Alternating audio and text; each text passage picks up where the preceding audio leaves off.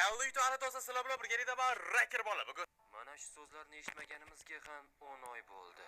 Raker nega YouTube'ni tashlab qo'ydi? Shu savolga bugun javob beraman. Avvaliga Raker haqida ma'lumot va o'z fikrimni bildirib o'taman. Haqiqiy ismi Quddusov Habibulloh. Toshkent shahrida tug'ilgan va 324-maktabda o'qiydi. Hozirda uning yoshi 17 yoki 18 oralig'ida. Bu degani hozirda u abituriyent.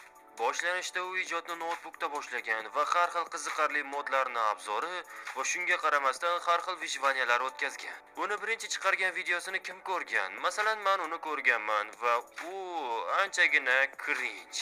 Oh my god, bro. No, bu videoni chiqqaniga axir 4 yil bo'ldi. Shunday ekan, eski videolarning ko'pchiligi hozirgi zamondagilar uchun cringe tuyuladi. Shunday ekan, bu haterlik qilish emas. Lekin maslahat bergan bo'lardim barchangizga Rakerning birinchi videosini bir ko'rib chiqishni. Bu juda ham men uchun komediya bo'ldi desam ham bo'ladi. Endi esa Raker haqida qayta o'tadigan bo'lsak, u notebookdan asta-sekinlik bilan kompyuterga o'tgan va kompyuterini xuddi menga o'xshab APG uzdan terdirgan. Lekin uning kompyuterining narxi menikidan ozroqgina qimmat, atigi $7000. O'zini aytishi bo'yicha esa notebook ham anchagina qimmat, ya'ni o'sha paytlarda uni $1500 ga sotib olgan ekan. Raker o'z nikini o'yin nomidan olgan, ya'ni bu ma'lum bir personajning nomi. Ko'pchilik qiziqadigan narsa, Raker YouTube'ga qanday qilib kirib kelgan desangiz, u o'zi ham shuni aytadiki, men adashib kirib kelib qolganman. Ha, ko'pchilikka o'xshab Raker YouTube'ga kirishdan asosiy maqsadi pul topish yoki bo'lmasa mashhurlik bo'lmagan. U shunchaki bo'sh vaqtini qanaqadir o'yinlar o'ynab, qolganlarga ko'rsatish uchun kirib kelgan. Raker kanal ochganiga 4 yildan oshdi. 5 yil desak ham bo'ladi va hozirda uning kanalida jami 400 mingta odam mavjud. Albatta, avvalambor bu bilan Rakerni tabriklaymiz. Rostini aytsam, endi Minecraft o'yiniga qiziqishim ortib, endi uni o'ynayman degan paytlarimda YouTube platformasida menda faqatgina Raker, Grant, Ibrohimov va ora-orada Dead Husanning videolari chiqardi. Ya'ni, men shuni bilamanki, Raker YouTube platformasida O'zbekiston bo'yicha endi Minecraft o'yinini tanitgan odamlardan biri. Rostini aytadigan bo'lsam, boshlang'ich paytlarida, ya'ni endi video qo'ygan paytlarida Rakerning videolari menga juda ham zerikarli tuyulardi, chunki unda asosan kreativda har xil modlarni sinash yoki har xil qurilgan narsalarni ko'rish bo'lardi. Men shunchaki Minecraft o'yinini o'ynab, uni o'rganmoqchi bo'lganman, chunki bilasizlar, Minecraft o'rganish uchun anchagina qiyin o'yin. Lekin Rakerning eng katta auditoriyasini olib kelgan bu uning tomonidan chiqarilgan seriallardir. Ya'ni men o'zim ham ko'rganman va juda qiziqib ko'rgan uning bu zombi seriali bo'lgan. Adashmasam, Raker tomonidan 5 ta qism chiqarilgan bo'lsa, men 4 tacha qismini ko'rganman va u men uchun o'sha paytlardagi shedevrlardan biri edi. Lekin adashmasam, Rakerda bundan oldin ham serial bo'lgan, ya'ni men bundan oldin ko'rgan videoyim, ya'ni tiqilma degan Vanblogda olingan video boshlanishida oddiy o'yin bo'lib turib, keyinchalik u serialga aylanib ketib qolgan. Lekin rostini aytaman, o'sha tiqilma seriali, to'g'rirog'i o'sha olingan video meni boshlang'ich qiziqishimni Rakerga nisbatan oshirgan. Endi yangiliklarga qaytadigan bo'lsak, Raker 10 oy davomida o'z platformasiga, ya'ni YouTube kanaliga video qo'ymasa ham, men shu narsani topdim YouTube'dan.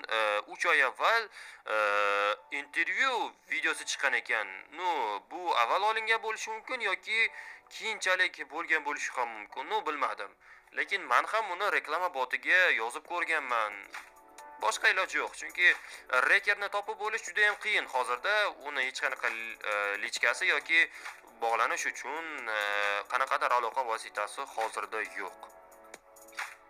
Va shu narsani sezyapmanki, oxirgi paytlarda Rakerni har xil kontentlar va shortslarda eslash juda ham kamayib ketdi. Ya'ni shortslarda asosan Kaizo, Artifact, Yasiko, yana Hacker chiqib turadi, lekin men ko'rgan shortslarda masalan oxirgi paytlarda Rakerni ko'rmay qoldim. Endi ko'pchilik aytadi, omad deb Artifaktni, qattiq mehnat deb Rakerni qo'yishadi, lekin rostini aytaman, rostdan ham Rakerning mehnati anchagina katta.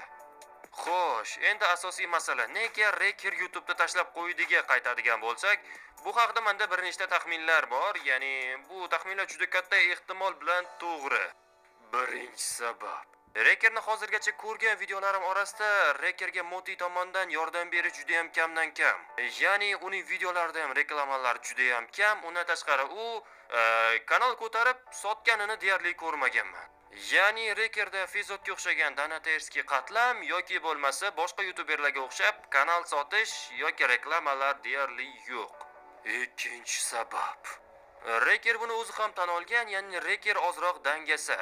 Va shuning uchun ham u YouTube'dan tez-tez yo'qolib turadi va paydo bo'lib turadi. Buni tushunish mumkin. U shunchaki ba'zan YouTube'dan zerikib qolsa kerak. Uchinchi sabab. Bu men uchun eng yaqin sabablardan biri, qolganlarga nisbatan ham, chunki maslaga aytib video boshida, Reker hozirda 17 yoki 18 yosh oralig'ida. Ya'ni Reker hozirda o'qishga tayyorlanishi kerak, chunki shu yil yoki keyingi yil uni o'qishga topshirish payti keladi. Va shuning uchundir ham balki hozirda u ko'proq e'tiborni o'qishga qaratib, YouTube kontent yoki boshqa narsalardan ozgina bo'lsa ham chekinib turgan bo'lishi mumkin. Bu degani u shu yilning kuzida yoki keyingi yilning kuzida YouTube platformasiga qaytishi mumkin. Ha, hozircha men qidirib topgan narsalar shulardan iborat. Agarda bu videoni Rekerni o'zi ko'rayotgan bo'lsa, iltimos qilgan bo'lardim. Mana ham ozroq savollarim bor. Albatta, faqatgina Minecraft o'yini haqida. Hech qanaqa zerikarli narsalar emas. Ya'ni men ism, familiya, yashash joy yoki boshqa narsalarni aytmayman, faqatgina hayotda bo'lib o'tgan har xil voqealar haqida gaplashib o'tmoqchiman. Va videomiz shu joyda o'z nihoyasiga yetadi. Albatta, videoni shu joygacha ko'rgan bo'lsangiz, like va obuna bosish esingizdan chiqmasin.